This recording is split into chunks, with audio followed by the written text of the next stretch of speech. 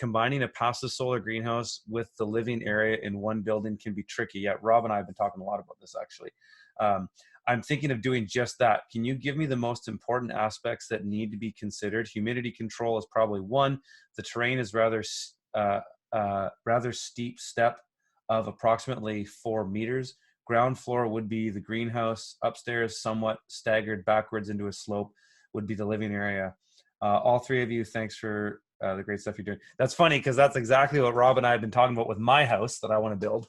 And I've decided to not combine a greenhouse with the living space. And I just want to comment on this first, and then I'll leave this to Rob. But the reason I've decided to not do this, and it's because I have a passive solar greenhouse and have been operating one for many years. The problem is, and Rob might have more to add to this, but the problem that I've observed is that, and I don't do any of the data, like Rob is actually tracking the data and he does things like that, whereas I just go on my observation and I'm somewhat lazy with the data sometimes. But the problem with the passive solar greenhouse is that it stays warm more or less year round. Like I'm not heating mine at all this year. And we've been down to -10 Celsius so far. That greenhouse hasn't gone down below 5 degrees. So it's efficient, it stays warm. But the problem is you get pest problems, you get disease problems, and they don't go away. Now, do you want to have those in your house? I don't. I go in my greenhouse, my citrus is consistently problematic. My figs get a little bit of problems. I get some powdery mildew on my grapes. I don't want that stuff in my house. And so that's my main thinking. But what else would you add to that, Rob? Yeah, I think you're spot on there. I've been into houses that have greenhouses on the south side of the building, and I can't be in the house because there's so much toxic mold in the building. And so you really do have to be cautious of the greenhouse. So I think if you take it back to base principles, like what is the main reason people want the greenhouse on their building? And it's because of this idea that Dakota mentioned earlier, this concept of needs and yields. And so how do we get the best yields out of a greenhouse that will benefit the house and the best yields out of the house that will benefit the greenhouse without compromising either of the two? And when we get into these higher performance buildings, inevitably we end up with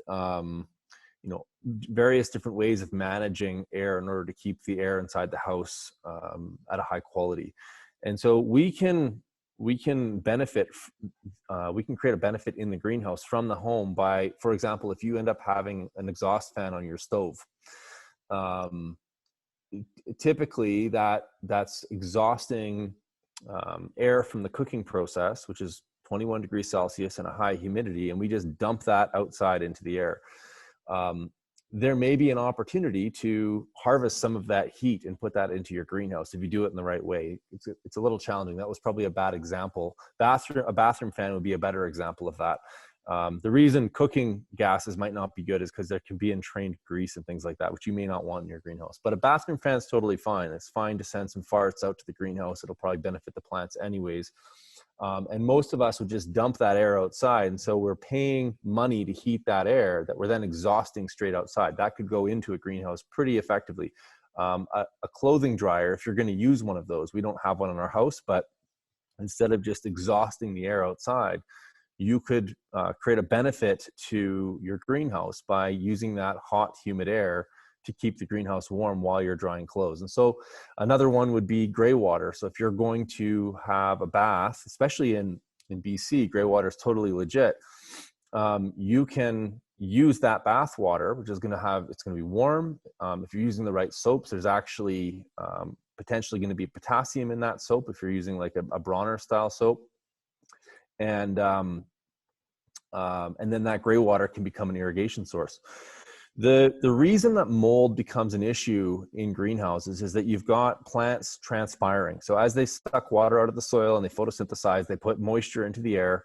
And then as the greenhouse gets cold at night, if it's sharing a wall with that building, that building wall will get cold as well.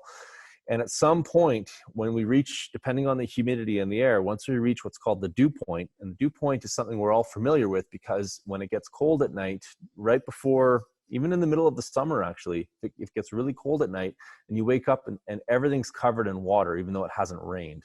And so what's happened there is that as the temperature of the air drops significantly enough, then water is no longer able to be held in a sponge. And so air is kind of like a sponge. The warmer it is, the more water it contains. As that temperature drops, its ability to hold water drops, and then water comes out in the form of dew. Now, if that dew point is reached inside of a building wall, so let's say your wall is made out of 2x4s, like most buildings in North America, and the wall itself reaches that dew point, and there's a high humidity in that insulation, that's when that moisture is going to drop out, and it's going to make those studs wet. And if you keep doing that over and over and over again, and if you build a house like most North Americans do with poly on both sides, which traps the moisture inside, and that's a really bad way of building. A lot of the high performance houses now are doing what they call vapor open wall systems, which allow drying to occur on both sides. But if you've got a standard construction house that doesn't have a good drying capability in the wall, and you attach one of these greenhouses to it, and you end up having moisture falling out of the air, you're going to end up with toxic mold in that wall system. So I am going to attach a greenhouse to my home, specifically to show people how super hard it is and why they shouldn't do it. Because I keep getting asked the question, but it's going to be a small greenhouse, and we're going to go through all the different building science details that are required, so that if somebody is absolutely insistent on doing it, that they can come and actually touch, feel, and see what's actually required. Another really big issue that you have to think about, and I'll stop here, is that if you're going to put a greenhouse underneath the eave of a house, so let's say your greenhouse is right here and you've got your eave right here, that eave right there has something called soffit in it typically, and that soffit is going to allow air to move up into the attic space. And you can Google what a soffit is. If your greenhouse is releasing moisture out of the top of the peak and it goes into that soffit, you're going to get a whole bunch of condensation happening in your roof system. So needless to say, there's probably 50 other reasons not to do it. The point is that you have to be very cautious when you start combining different building styles that have different needs and yields. And it can seem like a really great idea on paper until you start the rubber hits the road. And then you can end up compromising probably the most expensive investment you ever make in your life, which is your home.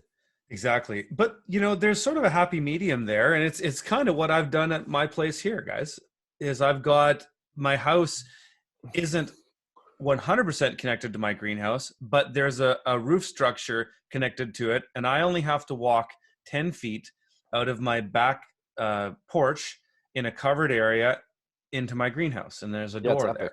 So, right. So I really do get the best of both worlds, because in the winter time, I can just stay in my underwear and bare feet and walk into my greenhouse and go pick some whatever.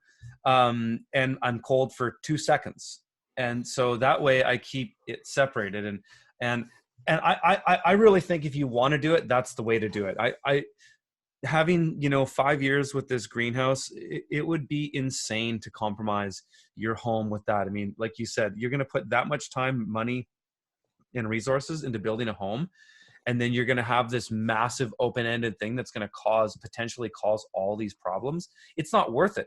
Even if you thought about ways to mitigate those problems that you could put into the construction or the materials you use, you're going to spend so much money to do that. Why not just make a gateway somehow to get into it? And maybe there's a way to actually, I could technically enclose the area that I go into my greenhouse. But you guys have both been to my place many times, and just have 2 different doors, right? So the area can stay warm. But why take all those problems into your home? I don't think it would be worth it.